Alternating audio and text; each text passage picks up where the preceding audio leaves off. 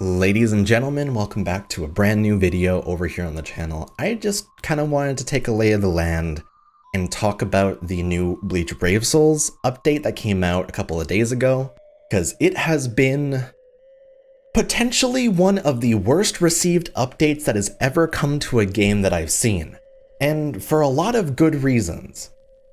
So let's just go ahead, we'll set the lay of the land for the game itself, and we'll talk about this a little bit. So, Bleach Brave Souls is a beat-em-up gacha game created by K-Lab Games that I've kind of been popping in and out of since 2016 when it first dropped, on the global market at least. So there's been many updates since that release. 6 years is a ton. Many updates have been overwhelmingly positive, like increasing the stamina count from 5 to 25 to 50. Super good. Or resurrections, which were balance patches of old characters that would allow these old characters to get new skills and make them a lot more viable in the current game environment. If you have certain ones that stand out to you that were your favorite units, it makes them a hell of a lot better, for example. And this resurrection system for any player would allow them to get 75 premium currency called orbs anytime you max them out. So it was great for free to play especially. And anyone who got one copy of a unit could get it, so it's super good. And of course, these things that are great for players always end up being bad for the company. So these releases began to very, very quickly slow down from 3 at a time to it was 3 2 times a month, and it slowly went to 3 every 2 months, and it slowly slid worse and worse and worse. And then K-Lab was kind of determined to take it away entirely because it was so positive, and they clearly realized that this is really good for players. So taking that into account, and taking into account the systems they already had inside the game for the characters inside it, they decided to really focus down and try and think of how can we get players to grind harder. So, you see, link slot potions were already a mechanic where every character had 3 separate slots that you could put other characters into to get additional traits for your original one. So extra strong attack damage, normal attack, less damage taken, strong attack recharge. These different mechanics that would make your character better, and you would put other units into it to make it better. You could grind up potions from an extra difficult quest to give them up to 10% of the stats of the characters you slot into them.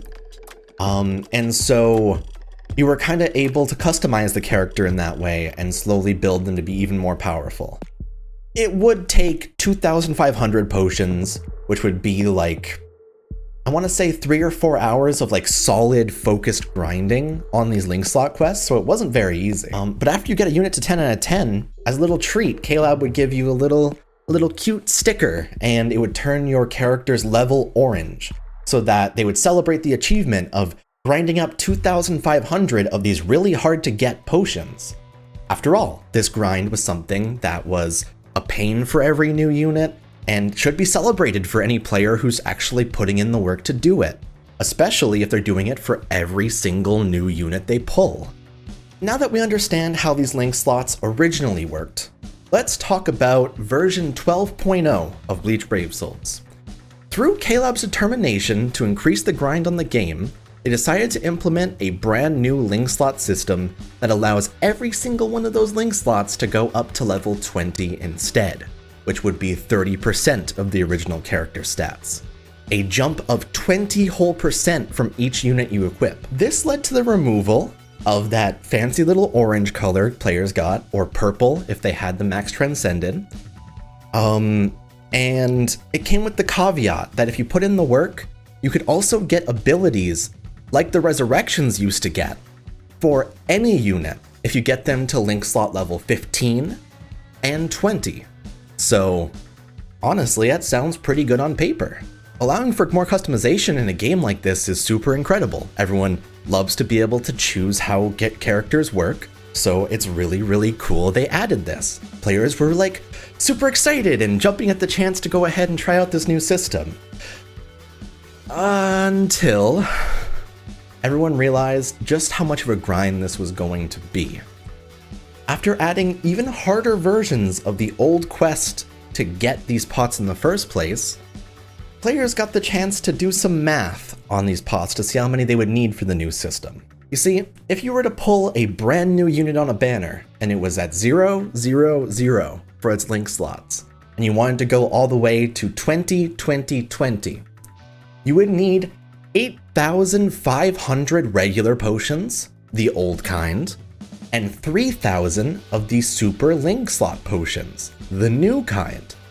Meaning you need almost triple the old amount to even finish off one new character. And that triple the amount is not even including the new ones that you get exclusively from the timed exclusives that rotate daily.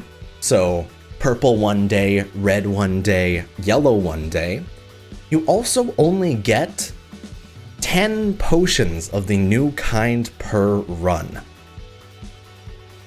That's really, really bad.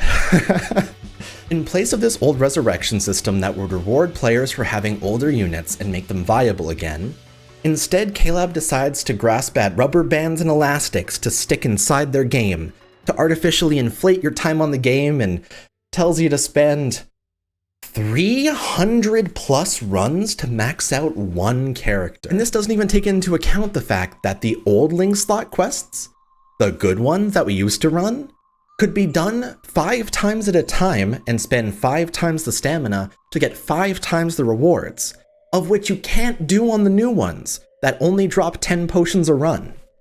When you look at these things on paper and you actually look at the grind they want players to spend doing this, it's like they want players to spend their entire life running this game on the side while they're working as if it's their second full-time job, just to stay competitive in PvP. See, while I personally love the idea of working on any unit and kind of making them viable with new abilities, a system like this doesn't benefit anyone. See, some other games implement systems for the sake of play-to-win players to get the edge on other players, which, while it's scummy, it's a business practice. This update right now hurts both free-to-play players who are spending all their times grinding to 10 out of 10 already, and the play-to-win players that already play the game religiously and max out every unit as fast as they can to try and do a showcase on them. See, when I personally look at an update like this, it really feels like this game's gonna close down soon, isn't it? Just because of how much of a massive overhaul it is to the entire intent behind playing the game in the first place. Because players should be focusing on this quest alone because it has the highest chance to get them to end game units. A character that's at 15, 15, 15 is automatically better than any other character in the game that's only 10, 10, 10. And so it makes it so that they really want you to spend all your time to really focus on it. Now, in the end, when I actually try to think of how they could change the system or improve it or try to overhaul it to bring it back to a normal place, there's only a couple of things that come to mind for it. Allowing 5 times runs on this new quest would be a great addition. Upping the drop rates from 10 potions a run would also help a lot. And I think that's at least fair for the amount of effort you're putting in to try and grind this in the first place, because all the characters that you fight on the quest itself are stupid bullet sponges that are impossible to kill. But even this doesn't really reverse the impact of the high-end achievements of the players that are trying to really get competitive, right? Because that system wouldn't give back the colors of the units that were 10, 10, 10 before, because they turned from orange to green again because of this new system. It really threw off the balance. And I think that the main way of doing it would be to keep the orange numbers on your usual units at 10, 10, 10. Then at 15, maybe a new blue color. Or at 20, 20, 20, make it a fancy red color, for example, just trying to put that extra little bit of effort in so that the players that already grinded their achievements don't feel like their achievements were ripped away from them between their cold, dead fingers. I love BBS personally. I think the game has an incredible base. It has so much potential. It's done great things to the point where I think it's one of the best games out there right now. And so there's just these decisions that KLab makes that seems to kick players in the shins and tell them to dedicate their hearts to living, sleeping, eating, and breathing Ichigos. KLab, can you help out players a little bit? With some kind of update to fix all this? Because the more I talk about it, the less viable it seems to keep on playing this game. And I hope that this isn't the first impression of players going into it when 1000 Year Blood War starts in literally like 6 months. Because that's literally what BBS is trying to bank on right now. Getting new players because Bleach is coming back. So I'm hoping for the best. We'll see how Bleach Brave Souls works going forward. I'm stressed, if you can't tell, about this game. Because I don't want to see it die the same way that massive overhauls have killed other games like JoJo's Diamond Records, or Smash Tap, for example. The gameplay didn't really change in this version, but the intent behind playing the game did. They want screen time. And so we will see how it goes. Let me know how you guys feel about the new update. This is just my personal thoughts. Maybe some of you folks personally think that the new update is a net positive for the game, because it allows players to get those high-end units of the one that they choose personally. I just think it's unhealthy, and it will be very unhealthy for any game ecosystem moving forward. So we'll see how it goes. For now, thanks for watching, everyone.